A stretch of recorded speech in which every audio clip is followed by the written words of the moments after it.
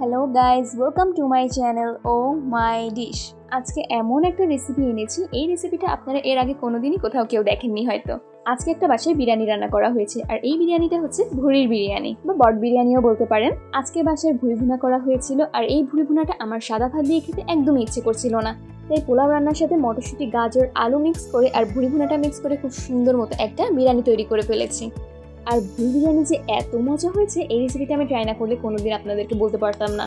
আপনারা যারা এখনও আমার চ্যানেলটি সাবস্ক্রাইব করেনি তারা এক্ষুনি সাবস্ক্রাইব বাটনটা ক্লিক করে দিন। আর চলুন দেরি না করে সম্পূর্ণ রেসিপিটা দেখে নিই।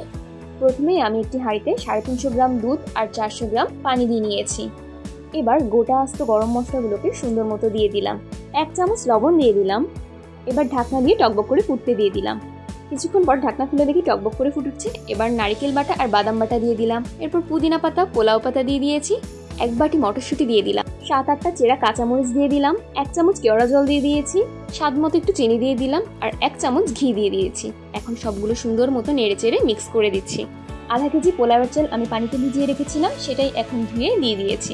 পোলাওয়ের চালের সাথে সবকিছু সুন্দর মতো নেড়ে চেড়ে মিক্স করে দিচ্ছি। মিক্স করা হয়ে যাওয়ার পরেই আমরা ঢাকনা দিয়ে ঢেকে রেখে দেবো কিছুক্ষণের জন্য। এবার আমরা একটি কড়াইয়ে তেল দিয়ে নিলাম। তেলটা সামান্য গরম হয়ে গেলেই আমরা এখানে আলুর টুকরো আর গাজর টুকরোগুলো সুন্দর মতো দিয়ে নিয়েছি। এখানে স্বাদ মতো লবণ দিয়ে দিলাম আর একটু হলুদ দিয়ে নিয়েছি।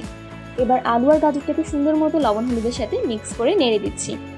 সবগুলোর গায়ে যাতে লবণ হলুদ লেগে থাকে ওভাবে করে নেড়ে দিচ্ছি। নাড়া হয়ে যাওয়ার পর আমরা এবার ঢাকনা দিয়ে ঢেকে রেখে দেবো কিছুক্ষণ। 5 মিনিট পর ঢাকনা খুলে দেখি সুন্দর মতো এগুলো গলা শুরু হচ্ছে। এখন আমি আবার একটু নেড়ে চেড়ে দিচ্ছি। এই গাজর আর আলুটা ভাজার সময় চুলার আঁচ একদম মাঝারি রাখতে হবে, তাহলে একদম সুন্দর মতো আস্তে আস্তে গলবে। এবার আমি ঢাকনা দিয়ে ঢেকে দিলাম। লাস্টবার ঢাকনা খুলে দেখি আমার আলু আর গাজরগুলো সুন্দর মতো ফ্রাই করা হয়ে গিয়েছে। এবার এটা উঠিয়ে নেব। আর এই পাশে দেখুন আমাদের ভুঁড়ি ভুনাটাও সম্পূর্ণ হয়ে গিয়েছে। ভিডিওর লাস্টে আমি ভুঁড়ি ভুনার লিঙ্কটা দিয়ে দেবো, আপনারা অবশ্যই দেখে নেবেন। 10 মিনিট পর ঢাকনা খুলে দেখি চালগুলো সম্পূর্ণ পানি টেনে নিয়েছে। এখন সবকিছু এখানে অ্যাড করে দেবো। সবার প্রথমেই আমি ভুঁড়ি ভুনাটা দিয়ে নিচ্ছি। এরপর দিয়ে দেবো আমি ভেজে রাখা আলু আর গাজরের টুকরোগুলো। এখন ভাত, ভুঁড়ি ভুনা, আলু, গাজর, মটরশুঁটি, কাঁচামরিচ সব সুন্দর মতো একসাথে মিক্স করে দিচ্ছি। সবকিছু সুন্দর মতো মিক্স করা হয়ে যাওয়ার পর আমরা এবার দমে রেখে দেবো। এবার ঢাকনা দিয়ে ঢেকে দিলাম।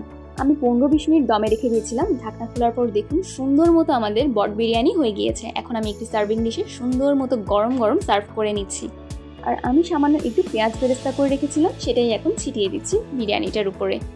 দেখলেন তো আপনারা আজকে কি সুন্দর ঝটপট তৈরি করে ফেললাম মজাদার একটা ইউনিক বিরিয়ানির রেসিপি। এই বিরিয়ানিটা তো মনে হয় কেউ কখনো আপনারা আগে ট্রাই করেননি। ও মাই ডিশের রেসিপি দেখে এবার আপনারাও ট্রাই করে ফেলুন এই ইউনিক বিরিয়ানিটা। আপনারা যারা এখনো আমার চ্যানেলটি সাবস্ক্রাইব করেনি তারা এক্ষুনি সাবস্ক্রাইব করে দিন। আর সবাই ভালো থাকবেন, সুস্থ থাকবেন, ও মাই ডিশের সাথেই থাকবেন। আল্লাহ হাফেজ।